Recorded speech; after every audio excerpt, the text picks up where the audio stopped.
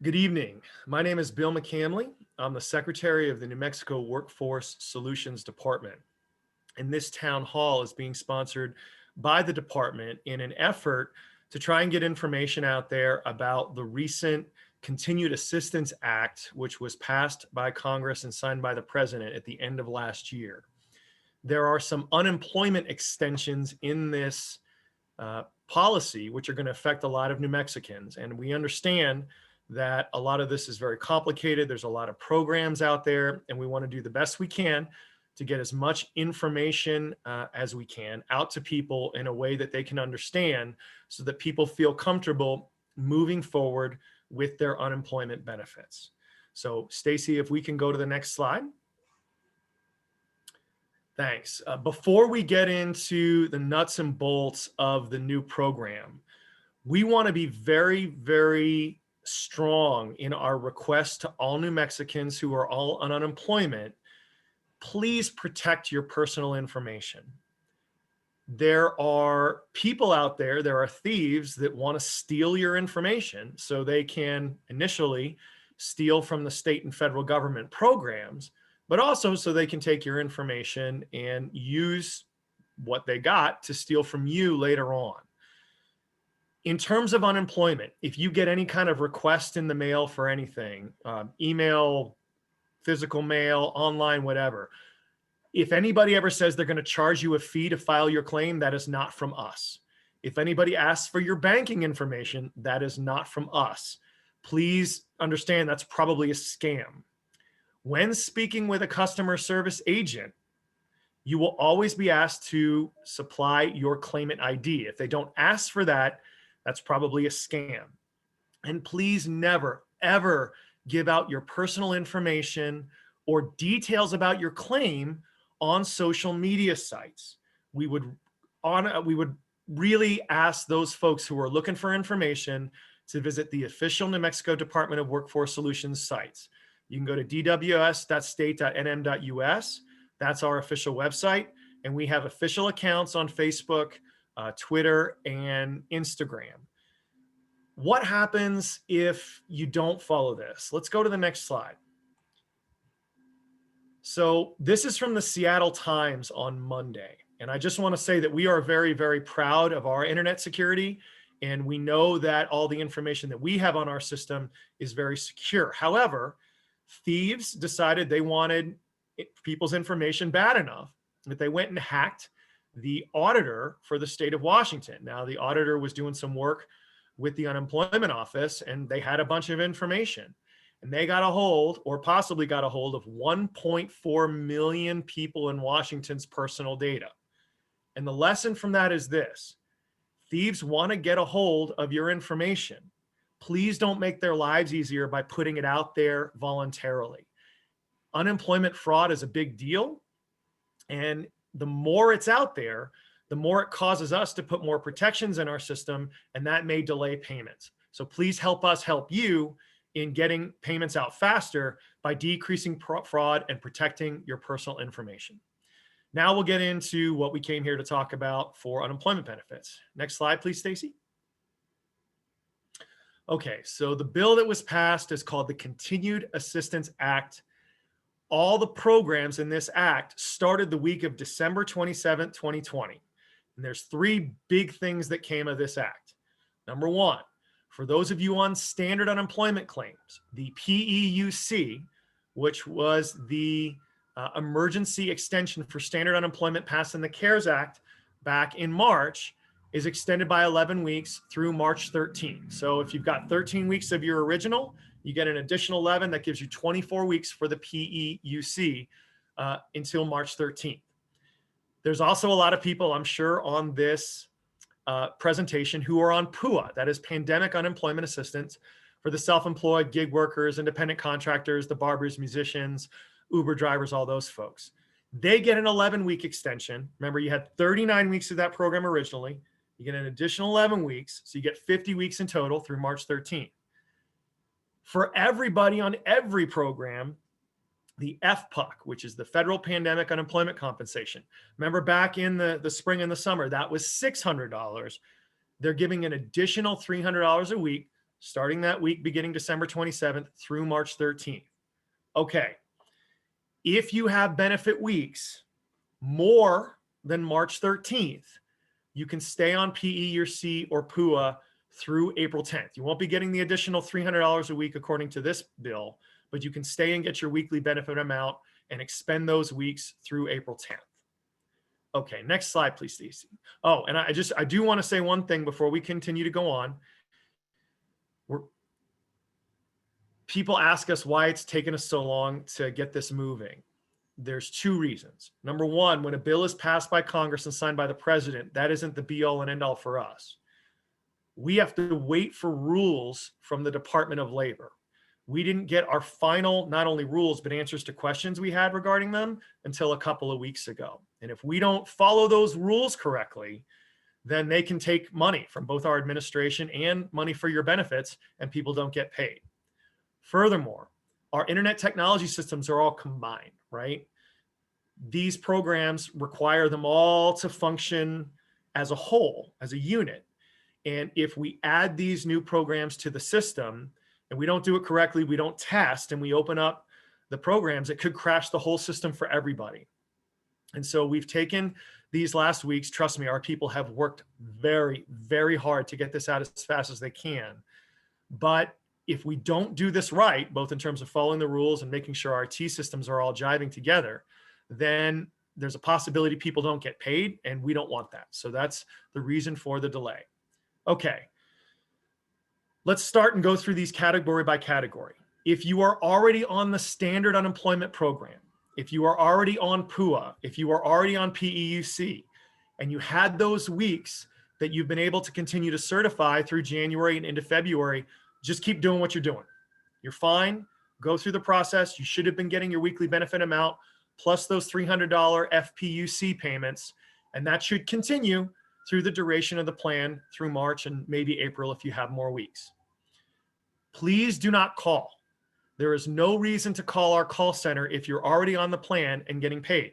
I know a lot of people have requests and need information, but the more you call, that's one phone line less for someone who truly needs to get in touch with one of our call center people to get some of their issues worked out, right? So we would please ask you, if you're working, there's no need to call. Everybody gets that $300 additional payment if you're on any of these programs from December 27th all the way through March 13th. Next slide, please, Stacy. Okay, if you've exhausted your standard unemployment benefits in your what we call a benefit year, you get 26 weeks of standard payments, all right? If you've already exhausted those payments, you can get onto the PEUC program. So once you get to the week where it says you have zero balance, just go to your online claims page and click on Apply for Federal Extended Benefits. Follow the program. We'll run you through our system. And if you get approved for that, you'll be able to continue to get those weeks of PEUC at your weekly benefit amount, plus the $300 additional benefit like we talked about before. Next slide, please, Stacey.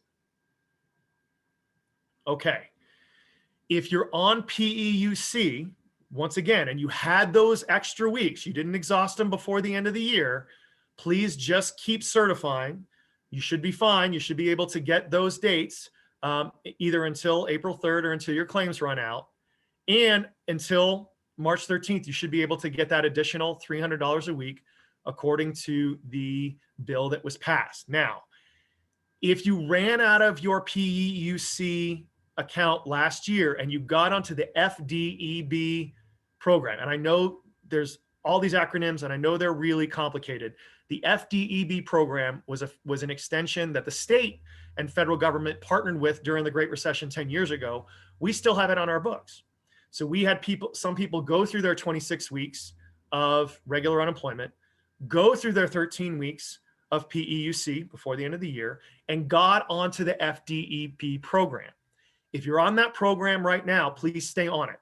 The federal government has required everybody on that program to stay on that program if they're already in it, rather than shifting back to PEUC, okay? So if you're doing that, please stay on that program until it runs out, and then you can get on to PEUC if you run out before March 13th. Next slide, please, Stacy. Okay. So if you're on the PEUC and you exhausted your account and weren't able to get on that program, so you've basically been without funds for the last 5 weeks, what do? Go into your account starting on February 7th. If your benefit year has not expired, so if it's less than 52 weeks away, you can click on a claim that says reopen your link. And that's going to be for the vast amount of you. Most of you probably got on unemployment back in March or April. You ran through your 26 weeks, you ran your 13 weeks, and you ran out sometime in the fall or early winter. You'll be able to go in your claim and say reopen claim. If your benefit year has expired, so if you've been on unemployment past February of last year, simply go to your online account and go apply for benefits, and you have to go through a new application for unemployment benefits. And once you go through that, you can get on the PEUC. Once again, you can get that additional 11 weeks. You should be able to backdate your claim to the week starting December 27th for these programs. Federal law is explicit. We can't pay you back from before then if you exhausted before then, but you can go ahead and backdate your claim to December 27th. And if you're approved, you will get a lump sum payment of all of your weeks of weekly benefit payments plus the $300 a week. Okay. Next slide, please, Stacy. Once again, if you're on FDEB right now, you need to stay on it. That's a requirement from us. And if you run out before March 13th, you should be able to apply for PEUC and continue through there. As with the other programs, if you're on the federal state extended benefit program, you should be getting that extra $300 a week from December 27th through March 13th. And if you get on this program and it continues, since this program is separate from the one at the federal government, that continues until your weeks run out. Next slide, please.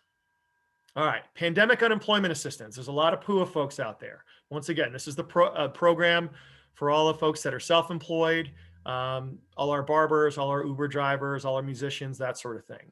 If you're applying for the first time, you can get up to 50 weeks, and that's part of the bill, though right now it will end in April. So you get that 39 weeks from the additional program plus an additional 11 weeks. And if you get on that program, we'll make a weekly benefit amount based on your earnings, which I'll talk about in a second, and then you get an additional $300 a week. So remember for PUA, what you have to do is apply for the standard program, get deemed what we call monetarily ineligible, and then once you're deemed monetarily ineligible, you fill out the PUA program. And if you go to our YouTube site, youtube.com/NMDWS, we have a whole video on how to apply for PUA and how to certify every week for PUA. Next slide, please. There is this catch, though. In that bill that was passed that gave these extensions, there are more stringent requirements for documentation that you need to submit because of all these fraud claims out there, so that we can make sure that you are who you say you are and you're earning what you say you're earning, right? So we need to see either your tax documents or other types of proof of income if you want to stay on the PUA program after December 27th. You can upload those to your correspondence header on your online claim sites. Now, if you don't have access to your tax records yet, your 2020 tax documents, which they're asking for, we're going to award you the weekly benefit amount of $169, which is that minimum amount until you provide that income or proof that your work was disrupted by the pandemic. And I'll get to that in a second. Claimants will receive a letter soon from our department with more details on the documents that are being requested. And if you do not submit those, that could affect your eligibility. Because like I said, the federal government is requiring us to ask this of you before we move forward. And if you get your claim approved and you don't submit your documentation later and you can't prove you are who you say you are and you're making what you say you're making, that could result in an overpayment where we ask for that money back. Next slide, please, Stacy. So here are the documents that we need for both your proof of income and proof of self-employment. You either need your full tax returns. Your full tax returns are the best thing to submit. We can take your Schedule C, W-2 forms if they are available to show you have some other income, or your 1099. 1099s tend to work pretty well. We need some proof of self-employment. State or federal employer identification numbers work, paycheck stubs, earnings and leave statements from the person you're in a contract with. Business licenses are good. And here's an important part. Don't fake your documents. Just this week, we actually saw proof on an online chat of someone who said, hey, they needed my tax documents, so I filled some out for you and gave them to you. It was totally fake. If we find out that you've been giving us false documents, that is a crime. It is fraud. We'll charge a penalty and it will disqualify you from receiving any other benefits. So just don't cheat. Next slide, Stacy, please. Okay. For those of you all that were on PUA and did not receive your 39 weeks last week, so you were on, off, whatever you didn't use that for, and you continue to certify into the new year, as with the other programs, just keep certifying, okay? That's a good thing. Just keep going through your process. You should be able to continue to keep getting money through March or through April until your claims run out. Once again, up to 50 weeks, you get that $300 a week, and your benefit year date has been moved out to April 10th. So if you've got weeks, you can keep getting money through April 10th. Though remember, as of now, the $300 a week ends in March. Next slide, please, Stacy. If you ran out beforehand, and I know a lot of people out there started their PUA claims March 15th, because that's when the public health order went out, and that's when a lot of musicians couldn't play in bars anymore. A lot of Uber drivers stopped being able to drive, that sort of thing. And if you were on continuously, your account ran out second, third week of December. If you're in that situation, go on February 7th to your online account, and you should be able to hit the link that says reopen claim, and go ahead and fill out that form. And you should be able to, once again, backdate your claim to the one starting December 27th and be able to start receiving payments from there as you reopen your claim. Now, remember, for all of you on PUA, the federal government requires us every single quarter to make you go back and fill out a short form that allows us to do for wage searches to make sure you're on the right program. So if you haven't done that one yet, remember, you got to do the apply for benefits thing first, where you go into your claim, click on apply for benefits, fill out that short form. Then you're going to have to go reopen your claim and do that again. Now, many of you have already done that. I'm sure you have. And so just go to the reopen claim. But for those of you that haven't, you need to get that done. You can take care of that right now. Once again, you're going to get an additional 11 weeks as of now. You can go backdate to the week starting December 27th, and you'll get that additional $300 a week through March 13th, like all the other programs. Next slide, please, Stacy. Okay. Many of you all seen in the news, and this has been a big deal this week, that President Biden has been proposing to Congress a larger stimulus bill that includes future unemployment extensions. So under his plan, under his proposal, it would extend PEUC and PUA through December of 2021 and provide that FPUC of $400 a week for that entire duration. Just this week, he met with 10 Republican senators who said, we want a stimulus, but we think that your plan is too much. And they provided a counter proposal, which had PEUC and PUA benefits continued through June, but only giving that additional $300 a week. They have not come up with a compromise yet. They're still working through that system. Our plea to all of our delegation in Washington, to both the Department of Labor and our folks in the Senate and the House, is to, if you're going to do something, do it quickly. Because if it gets delayed, remember, just because you pass the bill doesn't mean we can start programs right away. And so our real push for them is, obviously, we need the help for people in New Mexico, and we want our people to have it. But if you're going to do something, do it so that we have time, so that we can get the rules from the Department of Labor, update our IT system, so then we hit March 13th, we don't have to have this gap again. But we'll see. We don't have any control over what Washington does. But these are the two different proposals. And if one of them or both of them or some kind of compromise is passed, we'll be able to work those extensions in as well. Next slide, please, Stacy. Last thing we want to point out to people is that as we start seeing some light at the end of the tunnel here, we've seen case counts drop. Thank you so much for all of you out there that are wearing your masks, socially distancing, washing your hands, going to vaccinenm.org and getting signed up for the vaccine so that you can get that and protect yourself and your community. We're going to start seeing things open up a little bit. And just last week, you saw 7 New Mexico counties, I believe it was, move into the yellow category from the red category of COVID, which means there's some indoor dining able to open up. Mass gatherings are more. Retail stores can open up more. And we're going to start asking people to start looking up how they might be able to get back into work. Now, some of that's going to be if you want to go and reskill yourself. We're going to be coming out with a plan here shortly with some help and resources on how, if you want to go back and become a healthcare worker, if you want to go into the IT fields, how we can help you get the education you need to go back and get those jobs. But if you want to go look for a job right away, jobs.state.nm.us, the same website you go to for your unemployment, has the most comprehensive job search engine in the state of New Mexico. And we also, for those of you interested in apprenticeships, we run the New Mexico Apprenticeship Program. And so if you want to look into becoming an apprentice, it's a way for you to get a job where you learn a trade, you get money while you're learning, and you can go make a lot of money once you become skilled in that trade.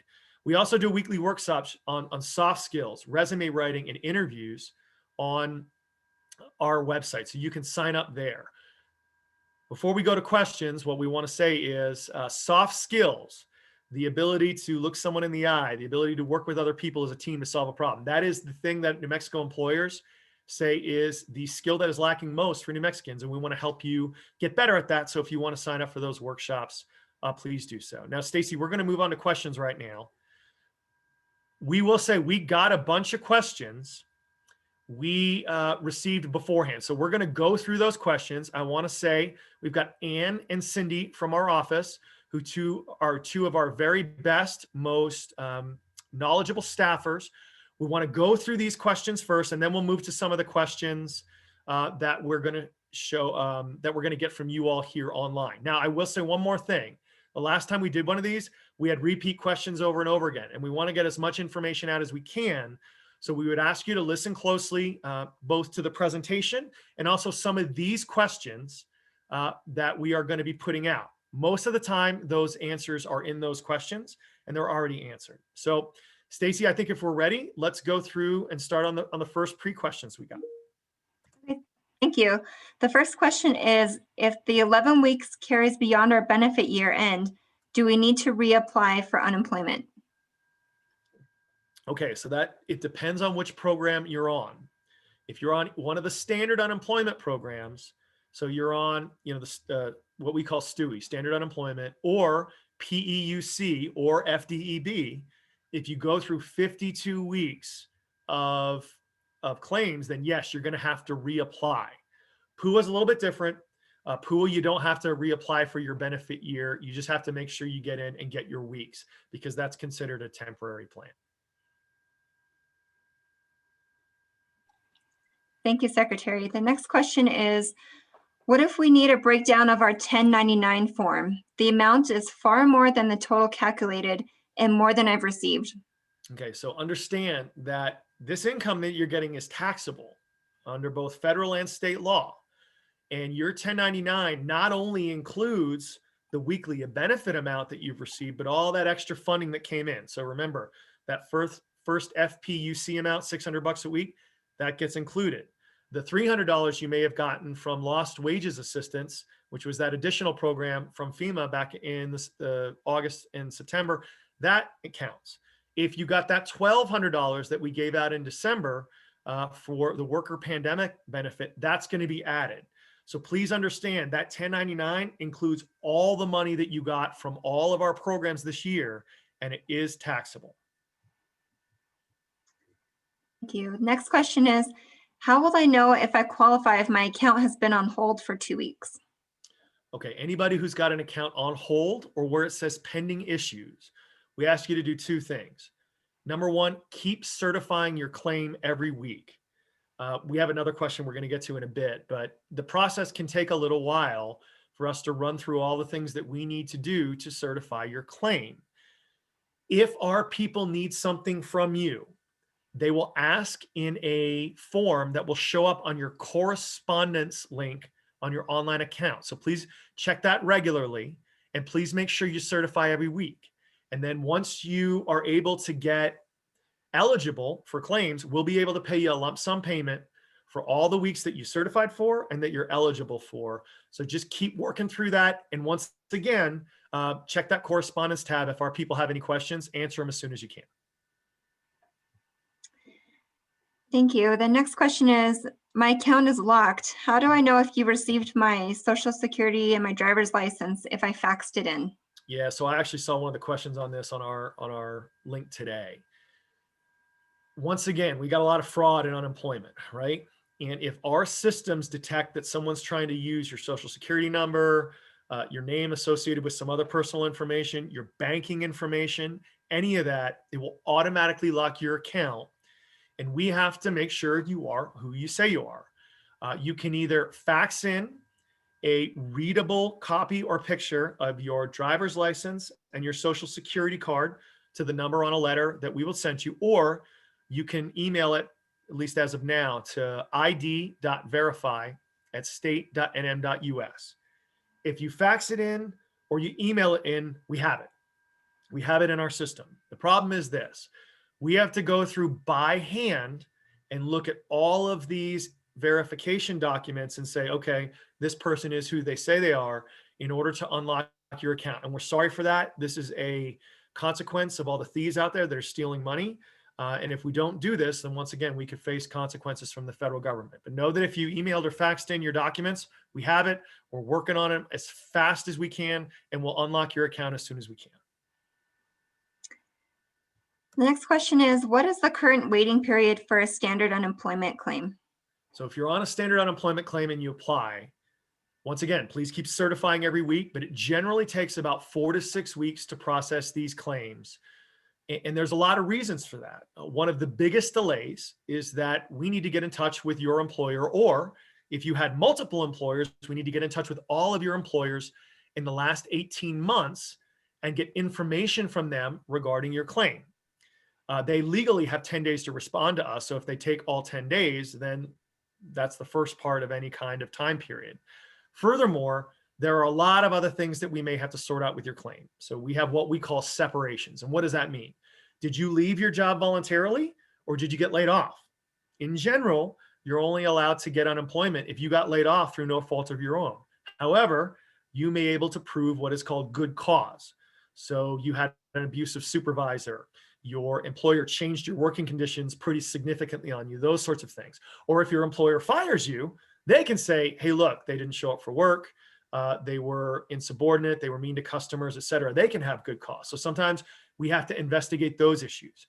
You might have a pension, and that income needs to get worked out by our people to figure out which part of that is coming from you, so it's not considered wages, but which part came from an ex-employer, because we would consider that wages. One of the other frustrations that we, and I'm sure you have, is what we call icon issues, which means if you have worked out of state in the past 18 months and we detect those wages, then we have to go in and find out how much you made out of state. And if you made enough money to qualify, say in Texas or Arizona or some other state, you may have to apply there, because unemployment is not based on where you live. It's based on where your employer pays payroll taxes into an unemployment account, right? So we've got to figure all that stuff out. That's been one of our biggest delays. We're sorry about that. We're trying to get better at those, but we need to figure all those things out before we can move forward on a claim. So once again, please keep certifying. Please keep checking your correspondence tab on your site. Answer those questions, and we'll get through it as soon as we can. 4 to 6 weeks is the general answer. Thank you. The next question is, are people who have to recertify after December 2020 and January 2021 expected to take 5 to 6 weeks for processing time, even though they have been receiving benefits before, or will it extend even further to 8 or 9 weeks? So I'm gonna let Cindy take a first shot at this one. Cindy, you want to try to answer that one? Sure. It all depends on the circumstance of the claim. Again, like Secretary McCamley said, we try to get them worked within 4 to 6 weeks, but a lot of it is dependent on what types of issues there are. So it's all just dependent on each individual claim. Andy, you have something you want to add? It would pretty much be the same thing as what Cindy is saying about PEUC for PUA. Just it depends on what's going on with your claim as to what may be holding, how we set that up for paying and everything. Okay. Okay, thank you. The next question is, my benefit year ended on January 30th. I was given the option to apply for benefits again, but I'm concerned if I should start a new claim or if I will be able to reopen my last one. So it depends on which program you're on. If you're on the standard program, then yeah, you're going to have to apply again because your benefit year ran out. If you're on PUA, and I'm assuming this person is a standard program because I don't think PUA could have backdated. But if you are on PUA and you run out, you don't have to file a new claim because that's based on weeks rather than benefit years. Thank you. The next one says, my account says my program type is FDEB1, but my payments say PEUC. Am I switched back to PEUC or am I on FDEB1? So Cindy, you want to take that one? Sure. The payment screen is always the most accurate screen. So when you're looking at the payment screen, if it says PEUC, you're receiving PEUC. If it says EB, you're receiving EB. So look at the payment screen. That's always the most accurate. Thank you. The next question is, this is my first week that I will certify under weekly certification for PEUC. Do we still certify on Sunday? And a follow-up to that is, will we continue benefits on February 7th if approved, or is this when we start to certify? Just confused if we will go weeks without pay. Okay, so if you're in one of these programs and you got to PEUC and you're still being paid, just keep certifying under the normal plan and you should be able to keep getting benefits through either March 13th or April, depending on your weeks run out. And Ann, you want to talk about PUA? Sorry, put myself on mute. I apologize. Definitely, if you're on a PUA claim, one of the things to look at is that your PUA claim really doesn't end until the program ends. So as the secretary was saying earlier, there's some discussion out there as to moving out the end date of the PUA claim. All you need to do when you're on PUA is when that link comes up for the first full week of the new quarter, which is January, April, July and October, is make sure that you file your, you click on that apply for unemployment benefits link and answer at least those 4 questions as to whether you've worked as an employee. Once you've answered those, the system determines whether you need to file a full claim or not. And if it says, no, you don't need to, then you'll go right back to your PUA claim. And so that claim doesn't really end, it doesn't have an end date until the program ends. So you just have to worry about the quarterly filing.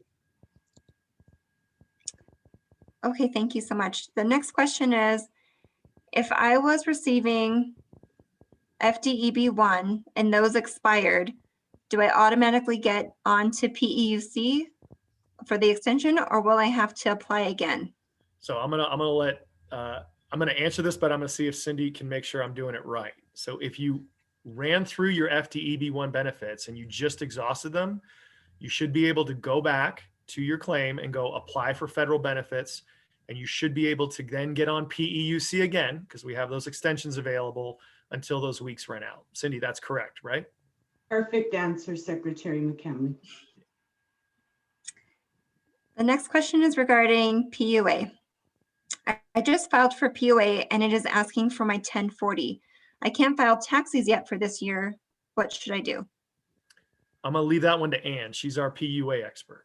Okay, what we're looking for are the proof that you were working when and that your work was disrupted by the pandemic. We're looking for a business license. If you haven't filed your taxes yet, but you have invoices or advices, as some of them get called, make sure you provide those to us. Any information that shows that you were working, if you have a business license, if you have an FEIN from the federal government or a state employer account number, provide that to us. And we can use those records to determine that you are eligible for PUA. We want to see, the more records, the better. Not that you have to send them in 5 or 6 times, but if you run across something else that you think might help and we still haven't given you an answer, feel free to send that in to us. Thank you.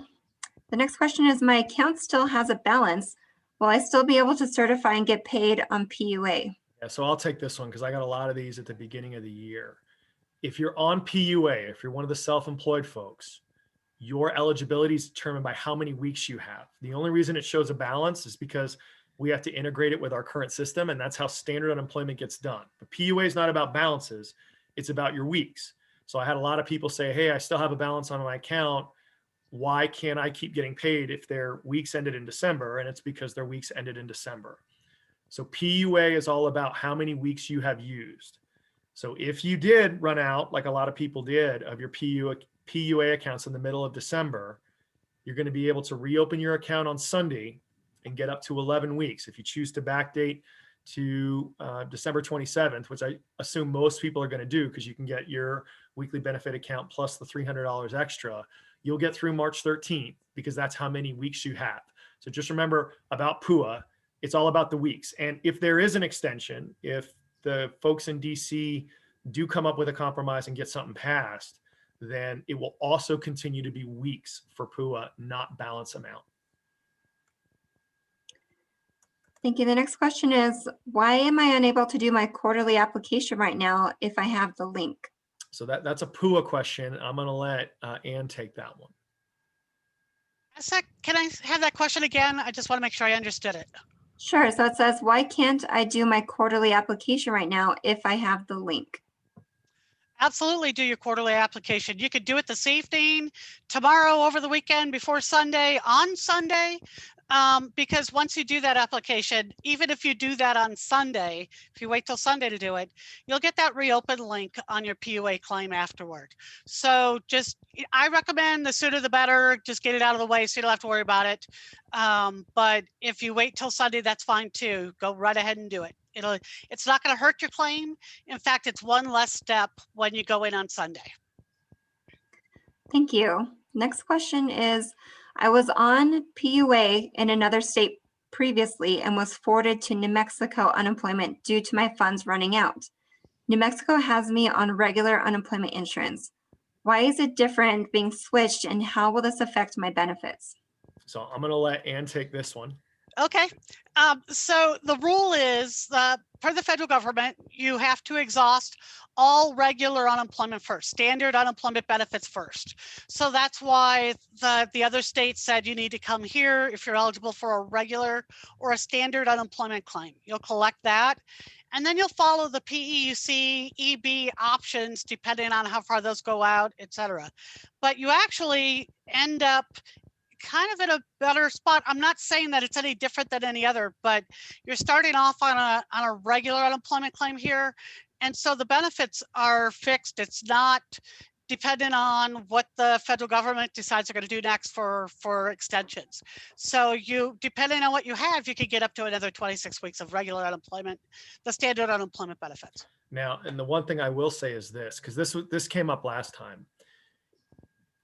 If you qualify for standard unemployment, even if you didn't make that much money, we are required to process you in that program. So I'll give you an example. We had some massage therapists that mostly got their income from contracts, but they would do a few hours every weekend at a kind of a chain massage place. And they got W-2 payments from that second job, even though it wasn't very much. They were wanting to apply for PUA because that's where they had most of their income. But we are required to do a wage search for W-2 wages. And if you are on that, if you qualify for that program because of your W-2 wages, we are required by the federal government, we don't have a choice in this, to process you under that account. Thank you. Next question is, I'm on PUA and still have a balance and have not exhausted 39 weeks. Why won't it let me certify? So Ann, you want to take that one? There may be a couple of things to look at first. Make sure that you actually filed that apply for benefits, unemployment benefits link to make sure that's out of the way. The other, other than looking at a specific issue, just make sure that you filed the unemployment claim. If you have a reopen link on your claim, you can reopen that claim and request and go forward. I'm just going to let you know that you're going to get that reopen link again next week. It would just depend on what's going on with your claim. But the easy things to get out of the way, or the steps to get out of the way, is apply for unemployment benefits, get that link out of the way. If you have a reopen link, you may go ahead and do that. So it's not going to hurt if you get another reopen link next week. It won't affect your claim. May I add to that, Stacy? Yes. So all of our programs ended December 26th. So when those programs ended, that was a hard end date. That end date is what is not allowing claimants to certify right now. As Secretary McCamley has said, we're going to launch all of this in February, and the link will be available once those programs open back up. So right now they have an end date. We're going to extend that end date, and as soon as we do, it will allow the certifications. Thank you. The next question is, will a Schedule C still be enough for self-employed? If I already provided it, will we still have to reapply and provide it again? So let me take this one first, and then I'll turn it over to Ann, because this is going to be a PUA question. Almost all of you should have been providing your tax documentation to us, but we are going to have to see new documents because this new law, because of all this fraud, is requiring us to ask for more updated documentation. So Ann, do you want to kind of talk about the specifics of what people are going to need to provide in the new program? Absolutely. Thank you.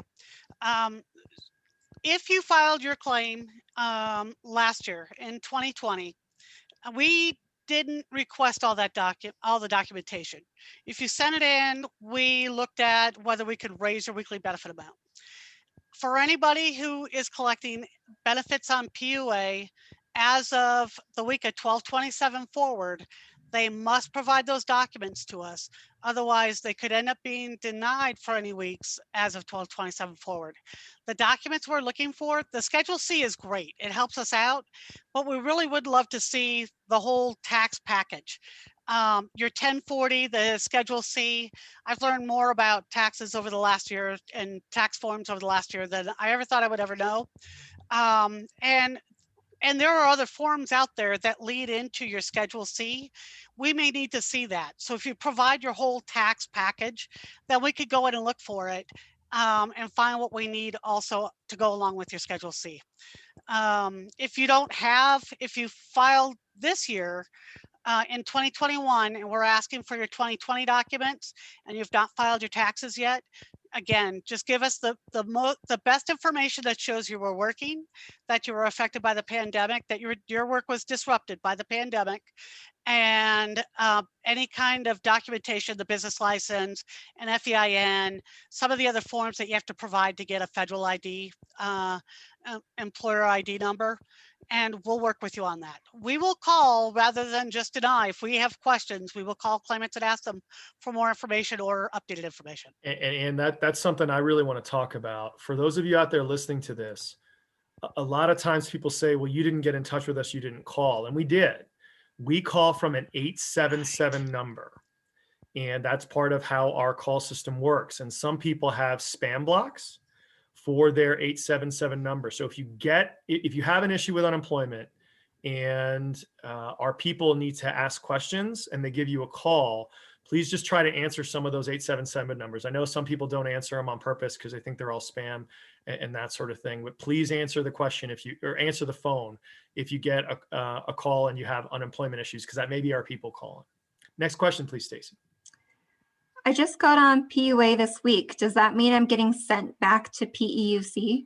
So I'm actually going to let our staffers answer this one, but I think what this is if you were on PEUC and you ran out and you didn't qualify for FDEB, we were able to get you last year onto the PUA. And so someone might be in that situation and they're on PUA. So what's going to happen to those folks, Cindy or Ann? They will be moved back to the PEUC claim if there is a balance. Okay. So if you have a balance on PEUC, the answer will be yes. And if they had a previous PEUC claim established, we'll add the additional 11 weeks. They'll have to select the reopen link. Okay. So that is all the questions that we got leading up to this. We're going to start asking Stacy to give us some questions from the Q&A and the chat. Once again, We ask people try not to ask questions that have already been answered, either through the presentation or through the questions that we already asked. So Stacy, do you want to try to start some of these? Yes, so the first question is, I'm on FDEB1. I see a balance. I have been certifying weekly, but all of my weekly certification payments are on hold. Will that be released, or do I need to do something on my end? So Cindy, you want to talk about that? It's hard to answer that question with just one simple answer. There could be an issue on the claim preventing payment from being released. The FDEB program is currently active and making payments are being made on that program. So a lot depends on what type of issue may be on the claim. Yeah, and that's a really hard one for us to answer, y'all, because there's so many different details that happen with unemployment. So once again, we ask people, if you've got a hold or you've got a pending issue on your claim, please continue to certify every week and watch that correspondence portion of your online account in case our people need any information. If you don't get a phone call or you don't get a correspondence on your account, there's generally nothing we need from you and there's no need to call in. Thank you. The next question is, will a W-2 for 2020 suffice? Have not completed my taxes for last year yet. So I'm assuming this is for Ann on PUA. How are we handling those pieces of information? We will definitely take a W-2 that shows that when you worked. Whatever information you can provide us, especially W-2 says that you were working for someone else. So we may have more questions for you after we look at that. However, if that's what you have, start with that. Okay. That's good information for us. Thank you. Next question is, what if you were not able to work from March of last year and you did unemployment? Does that count for records? I think they're asking if that counts as wages. Unemployment insurance does not count toward a PUA. It doesn't show that you were actually working at the time of the pandemic and the disruption. So yeah. if you were on PUA, right? If you already had a claim, you can go ahead and reopen your claim on February 7th. I'm assuming that the person who asked this question was on PUA throughout the year and is going to need to provide documentation. So just give us as much documentation as you have. And if we need anything more, we'll ask you, but you should be able to reopen your claim on the 7th and continue to move forward from there and then provide that documentation as you go. The best information is your 2020 taxes. So if you can get those filled out, that's the best thing you can send in to us. And did I get that right? Yeah, yes, absolutely, Secretary. One of the other things is if you were on PUA from March of 2020, we're looking for your 2019 tax documents because you'd already filed. So if you could provide those, that would be great too. And if you've already provided your 2019 documents in your old claim, you should be good to go, right? If you're above the 169, then you will not need to provide them again. If you are receiving 169 before we add on any kind of dependent allowance or any FPUC payments, then we're going to want those again. We will want you to provide them again. Okay. Again, just to clarify, it's 169 in your weekly benefit amount. Correct. And that is in the letter that's going out. We actually discussed that on there. So yeah. For all the PUA recipients, the message here is we will be sending you a letter. Please read it carefully. Thank you. The next question is, if I have to reapply because I exhausted my FDEB1, my year ended December 26, 2020. How long would I have to wait to get approved? Cindy, do you want to answer that question?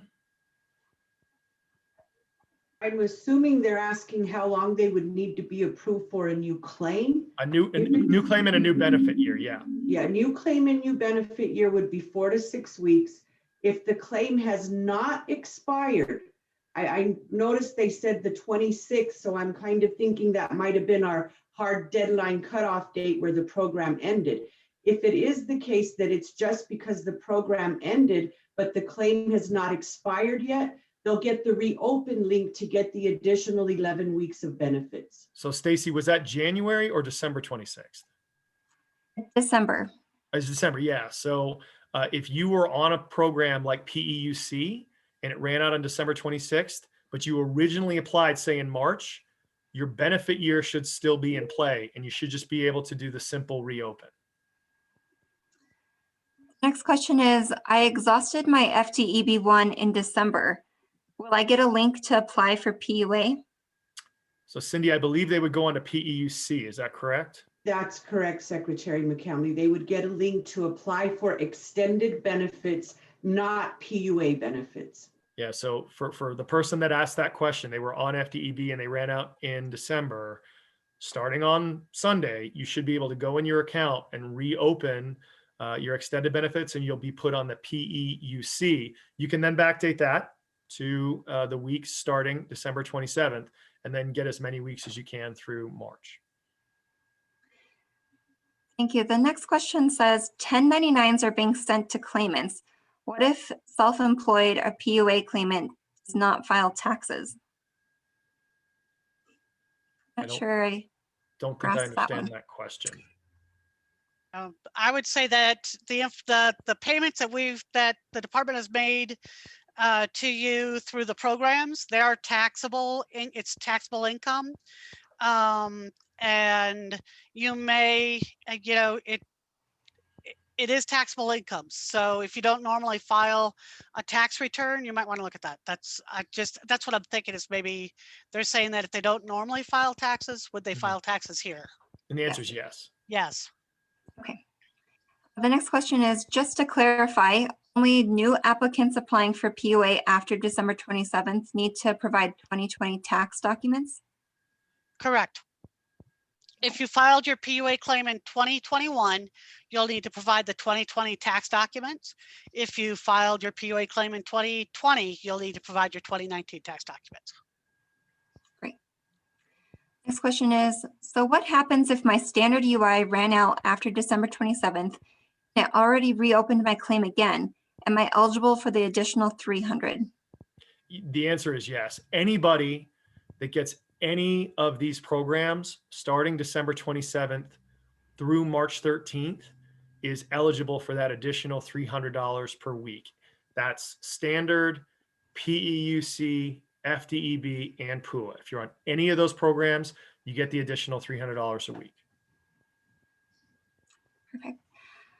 The next question is, I have been on PUA since March of last year. Will that count for my 2020 tax documents from unemployment?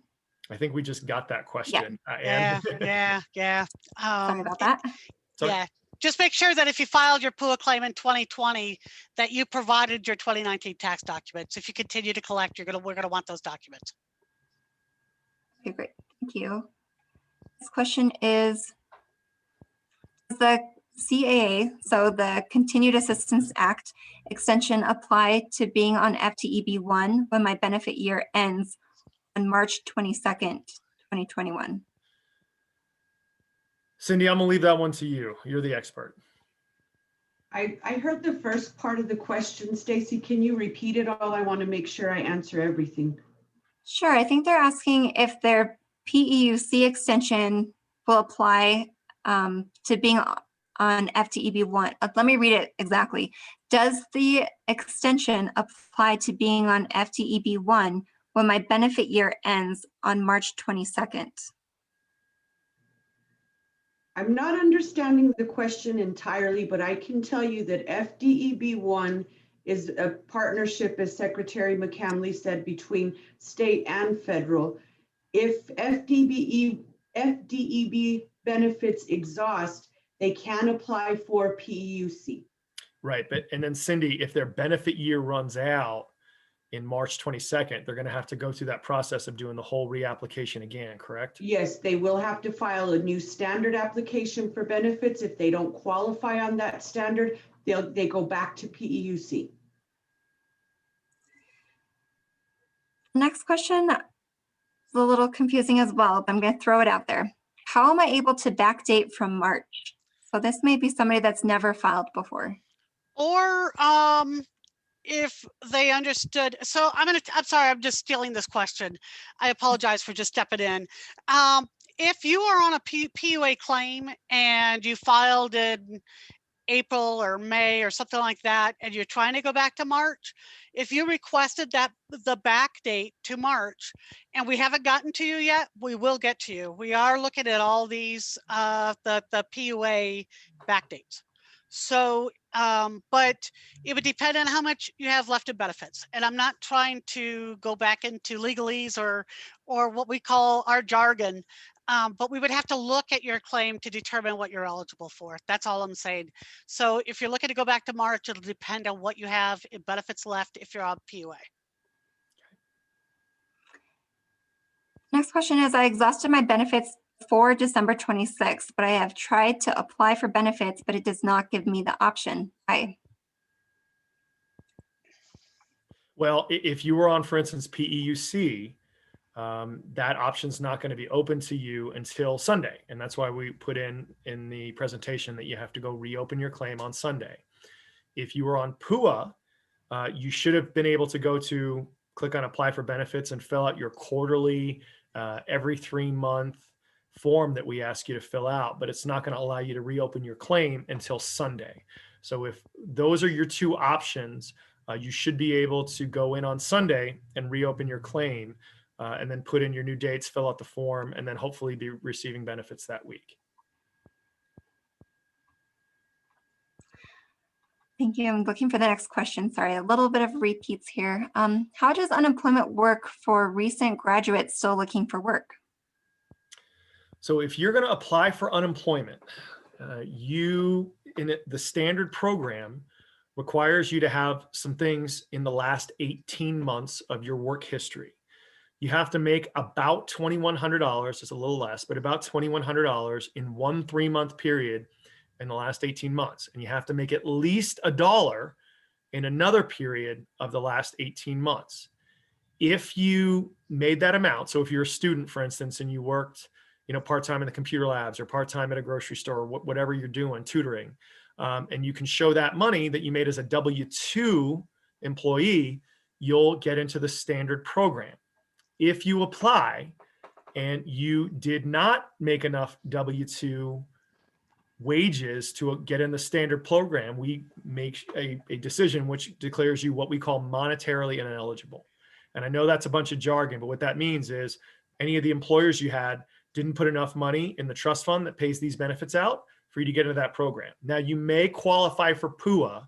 So Ann, I'm going to turn that over to you. If we have a student who just graduated and doesn't have enough wages in their last 18 months to get into the regular unemployment program, how would they possibly qualify for PUA? So one of the conditions to be eligible for PUA is that your work was disrupted by the pandemic. If you are a student and you could be on work study, getting paid through work study, we would have to look at how that, whether the employer had to let you go because they couldn't afford, because the school was affected by the pandemic, was disrupted by the pandemic. That's really specific. We would have to look at it. It doesn't hurt to file and provide your tax information to us and provide the information that shows how you were affected. But again, one of the requirements is that you have to definitely, your work has to be disrupted by the pandemic to be eligible for PUA. Okay. Yeah, the next question is, if you did not make enough from the company you contracted with to issue a 1099 for 2020, you calculate based off this amount for the earnings statement that was issued, or do you use 2019 taxes? And I'm going to let you take that one. Can you read that one again, Stacy? I'm trying to make sure I understand it. Yes, no problem. If you did not make enough from the company you contracted with to issue a 1099 for 2020, do you calculate based off this amount for the earnings statement that was issued, or do you use 2019 taxes? So this goes back to a little bit to when you filed your PUA claim. If you filed in a PUA claim in 2020, we will want your 2019 tax documents. If you filed in 2020, we'll want your, in 2021, we'll want your 2020 tax documents. That's a lot of 20s. But we would also want those pay statements. The contract that you signed with them to do the work, that would help. And then we would make a determination on eligibility with that.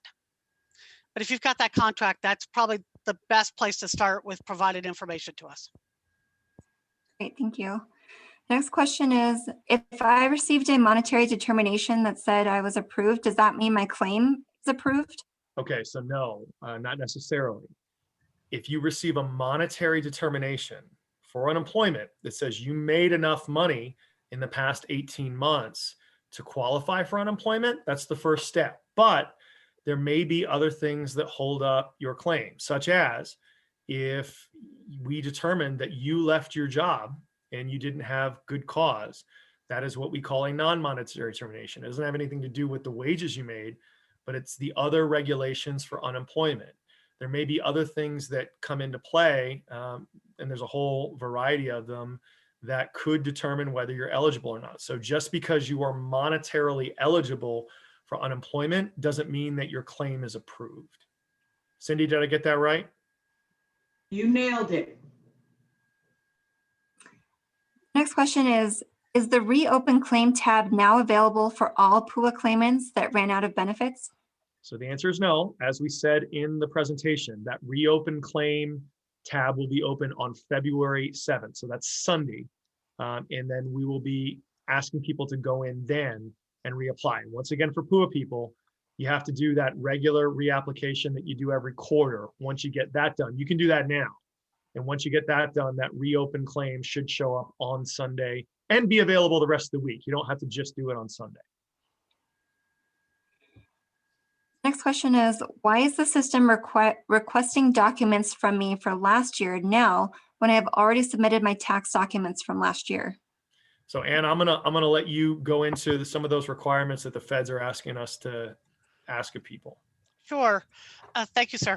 So last year we were working with self-attestation due to when you file your PUA claim, you stated that you were separated, you were disrupted by the pandemic, your self-employment, gig economy. If you were underemployed, you would also fall under the PUA due to disruption, due to the pandemic. And so they understood that at that point, a lot of people had not filed their taxes. We had a whole lot of other things going on. It was a crazy year last year. And so they gave claimants the time to get that tax information into us. This year they're saying, okay, we gave you that time. Now it's time for you to provide it to continue to receive the benefits, the PUA benefits. So again, if you filed your PUA claim in 2020, you'll be providing your 2019 tax documents. And we know that you don't actually have to submit your tax return for 2020 until April 15th, but provide whatever documents you do have. If you're able to file early, you may want to consider filing earlier so you can provide us your 2020 tax records. Okay, and I've just heard from Stacy that we're getting a lot of repeat questions. And so once again, if we've answered the question either through the presentation or some of the questions we've received earlier, either from some of our pre-given questions or the ones we've been getting now, please, we're trying to get new information out there. So we're going to go a few more minutes and try to answer as many new questions as we can. But if your question's already been answered, please understand this will be on YouTube and you will be able to go and watch it at your leisure to get whatever information you need. And we'll try to get that up. Stacy, tomorrow? Stacy, will we try to get this up on YouTube tomorrow? Oh, sorry. Yes, that will be up tomorrow. Okay.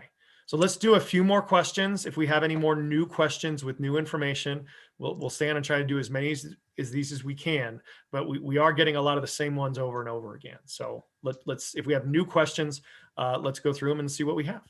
Okay, so the next question is, what if you were doing wage subsidy with career links and got laid off due to COVID? Do you qualify for PUA? So we want to see those documents. We want to see that there was that you were laid off due to the pandemic. And then we would go from there. I can't say yes or no because there's so many other other working parts to it. But provide us the documents. We'll go from there. And if we have questions for you, we'll give you a call. Next question is, the upload documents link is no longer on my homepage. How can I upload those needed documents?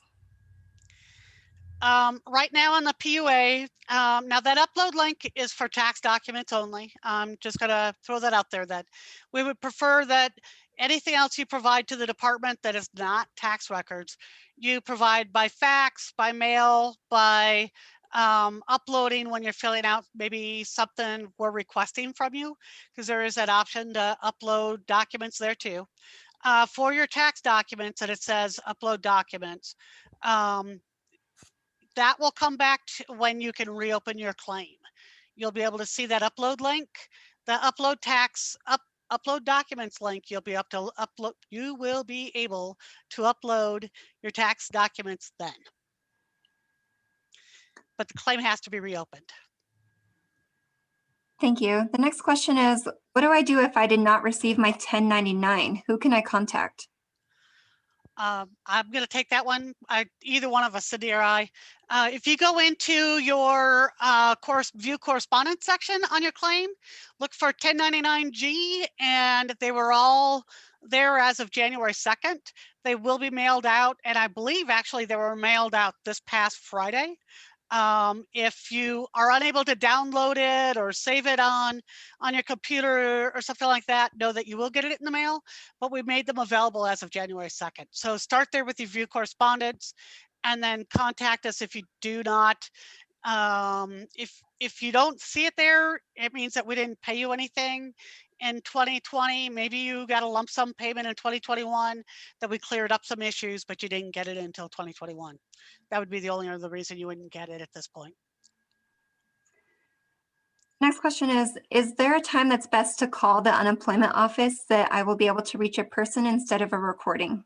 Yes. And so this is one we get quite a bit. First of all, we understand the frustration that many of you have calling into our center. Just to let everybody know, we have more than doubled the amount of people we have on our call lines since March of last year. But the volume of people that call in is still very, very, very high. So once again, we ask people to try to call in on their day. And what their day is the last number of your social security number is 0 to 3. We ask you to call in on Monday. 4 to 6, we ask you to call in on Tuesday. 7 to 9, we ask you to call in on Wednesday, with Thursday and Friday for everybody else. The problem is this: most people don't want to wait, and they get anxious over the weekend, think of a lot of questions, and everybody calls in on Monday. A lot of the people that either aren't comfortable online or don't have online access to certify want to certify right away so they can get their payment. So they all call in on Monday. So Monday is the absolute worst day to call. Monday morning and Monday around 2 in the afternoon are our busiest times on the phone. The best times to try to reach somebody are Thursday and Friday, because people generally, if they're calling throughout the week, they try to get through. We are pleading with people for a couple things. Number one, if you can use our online resources to answer any general questions, like this video. I noticed one person put in, hey, if I have repeat questions, should I just watch this again or call in? You're going to save time by watching this again, because sometimes you'll wait less by watching this video and getting your answers. If you can go onto our FAQs on our website, please do that. We have a chat bot that allows people to answer a lot of the generic questions they have. Now, it doesn't allow us to answer some specific things that people have regarding their claim, but any of those resources will allow you probably to get the answer that you need for general questions. And what does that do? It allows you to be able to get your answer that way. And it frees up the phones for those people that don't have internet access or have these very complicated questions about their claim that they need to call in to talk to someone. So we ask everyone to please try to use those other resources first. and then kind of call in only if you absolutely have to. But on days, if you really need to talk to someone, Thursday and Friday are definitely the easiest days to try to reach someone in our call center. Thank you. The next question is, if PUA claimants reopen and recertify on February 7th, will we be paid this same week? Now, it is my understanding that that answer is going to be yes. Anne, am I correct? Yes, sir. Okay. Now, the one thing we will say is when we get a lot of people open at once, like this happened with the $300 per week claimants, $300 per week payments for every claimant. Sometimes we have to do those in what we call batches. And so we run them through the week, because think of our payment systems as a garden hose. You can only put so much water through there at once before you can't anymore, no matter how much pressure you put on. And so we expect those payments to start rolling out if you certify on Sunday this week. You may not get it all at once. It may happen in batches, but we do expect those payments to go out through the week. And also remember, if you have a debit card, you generally get your payments the next day. If you have direct deposit, which can be a safer, easier way for a lot of folks, that can take between 24 and 72 working hours for your payment to transfer those accounts. So once again, if you get paid on Monday, you may not get your payment till Wednesday or Thursday, but it is our plan to get those payments out during next week. Thank you. Next question is, if I'm a gig worker and I do not have a business license or FEIN, I just file under my social security number. Do I need to go and get a business license, or is there something else I can provide to show I'm self-employed? And you want to take that one? Yes, sir. Yeah, there are a lot of the gig workers, they get 1099s. I know Uber, Lyft do that, Grubhub, they get 1099s. You can provide that information to us if that's what you have. We can't determine your weekly benefit amount off of that, but we can say, yes, they've proven that they were working at the time and their work was disrupted by the pandemic. So provide the information that you have. If you don't get a 1099 from anyone, if you're working as a gig worker or as an independent contractor, provide whatever information you do have so that we can look at it. And then if we have questions, we'll ask. The next question is, what if you applied for standard UI and don't get a reopen link on Sunday? I am currently on PUA. So I think that means that they did their quarterly. Oh yeah. So if you did your quarterly application and you're on UI or whatever, you should be able, and correct me if I'm wrong, but you should be able to go in on February 7th and reopen your PUA claim, correct? Yes, sir. Yeah, so just go in for that person, go in on Sunday. You should have that reopen claim on your website and follow those instructions. Next question is, will PUA claimants have the same benefit amount as the previous year? And correct me if I'm wrong, but I believe the answer is yes, right? Yes, because your PUA claim doesn't end until the program ends. Right. You'll be on the same amount through the entire program. Now you will, once again, you will be getting that additional $300 a week on top of your weekly benefit amount through March 13th as well. Next question is, when we apply on February 7th, when do we have to have our documents provided by? That is an interesting one. Please read the documents that come out to you, the correspondence you receive. It depends on when you filed your PUA claim as to whether you have 90 days to provide it or 21 days to provide it. So I don't want to get into the weeds on this one. I'm just saying that it'll be in your letter as to when you have to provide those documents. And it'll be from the date of the letter. So let's say you filed your claim back in 2020. We're going to give you a certain amount of time from the date of the letter to have you provide your documents. Same if you filed it this year. It's when you receive that letter as to when the time starts for these. The next question is, why did I receive a debit card if my claimant status shows up as ineligible? Cindy, you want to take that one? I'll definitely take that one. United States Department of Labor requires that we mail debit cards as soon as that claim is filed. You have to have access to that money as soon as that money is released. Now, whether a claimant is eligible or ineligible, we have to send that debit card per US DOL requirements. Thank you. Next question is, if I certify on Sunday for back pay and my certification, will I get all of that at once, or will there be a hold for that back pay?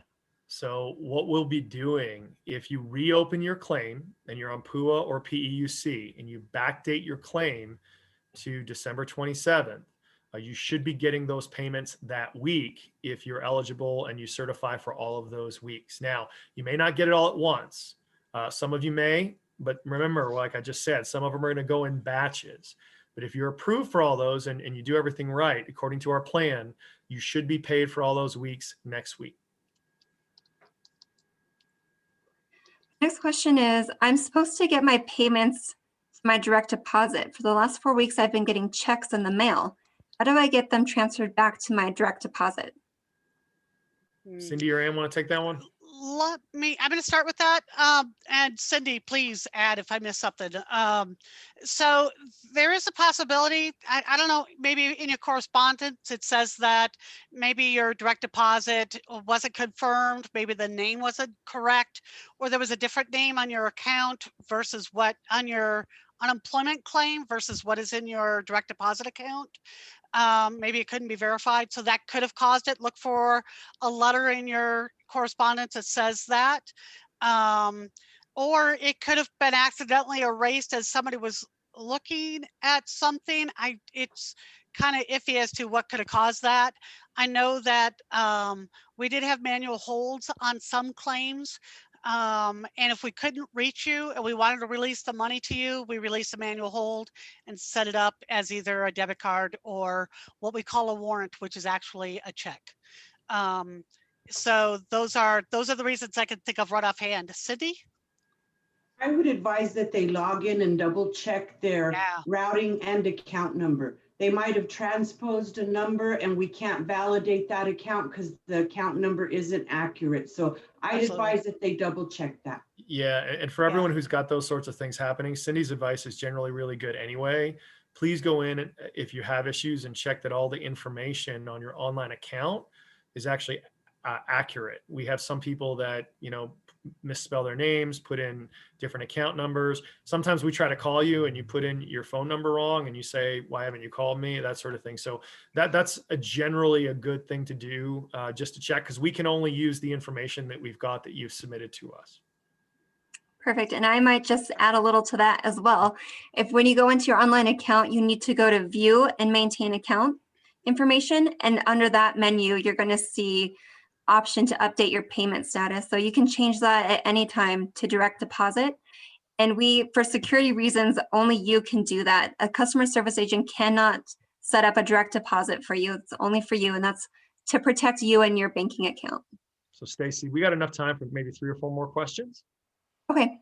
Next question is, I'm on PUA and filed my quarterly application and it's pending. Will I be able to certify it on February 7th? And I believe the answer to that should be yes, but I'll let you take that one. Yes, sir.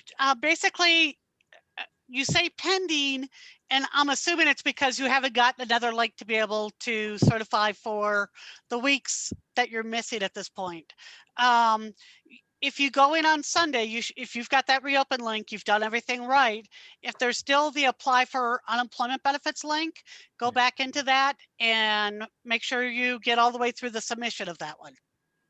So once again, for everybody on PUA, I know this is confusing and I'm sorry, these are requirements that the federal government puts on us. If you are on PUA, you have to do your quarterly certification, which is that 4-question form we asked for, which says apply for federal benefits every quarter. And once we get that in, then you can get back on your claim, but you have to do that every quarter. That is something that the US DOL requires of us. Next question is, I have benefits left from last year. Do I have to fill out a new PUA application all over again, or will it be simpler? So if you have benefits left over from last year, and you're saying the word benefits, and It's different with PUA than it is with regular unemployment. Regular unemployment goes by the amount you have left. PUA goes by the amount of weeks certified. If you've not certified for 39 weeks, been paid for 39 weeks, and there looks like you still have some weeks to go, you'll be able to reopen your claim. If you haven't already done so, you should be able to reopen your claim and at least go back to the 12/27 date. It's hard to give an answer on something like that without knowing what else is going on. It may be if you have the apply for unemployment benefits, make sure you do that, get that out of the way so you don't have to worry about it on Sunday. If you've got that reopen link, follow the steps for reopening. And there is a spot there for requesting a backdate. Follow that. Thank you. The next question is, I am on PUA. Why does my claim say inactive all of a sudden? Okay, so if you're on PUA and you've run through your 39 weeks of benefits, then it'll say exhausted inactive, right? And so that's going to be the reason you're going to have to go back in on February 7th, hit that reopen your claim link on your website. And that's when that should be available for you to fill out those forms, start certifying again, and you should be able to start getting paid again.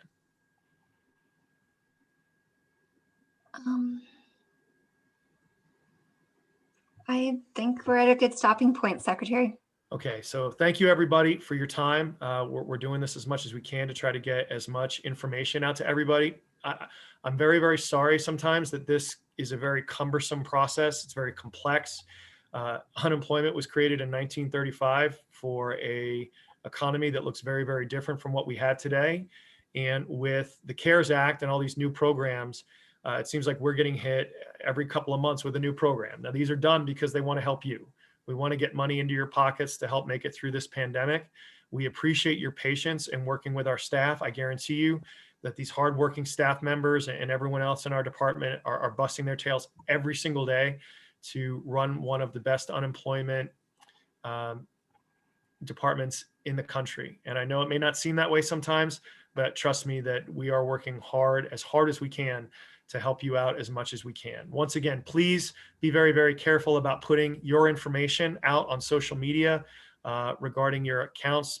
People are trying to steal all the time. And thank you for your patience. We're working as hard as we can to get these moving.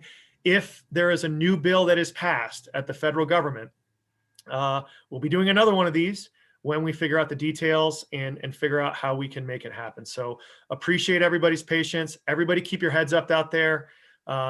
And really, really appreciate everybody continuing to support your friends, your family, and everyone through this COVID situation. Everybody have a great evening.